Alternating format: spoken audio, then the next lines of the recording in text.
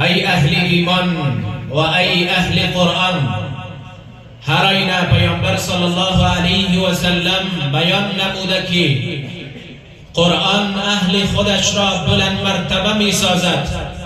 ان الله یرفع بهذا الكتاب اقواما، و این مرتبه بلند به اهل قرآن هم دنیوی است و هم اخروی.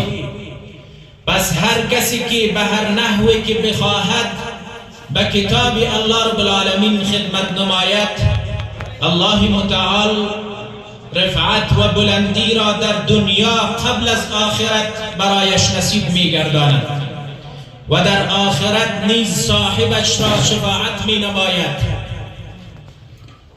اقرأوا القرآن فإنه يأتي يوم القيامة شفيعا لأصحابه.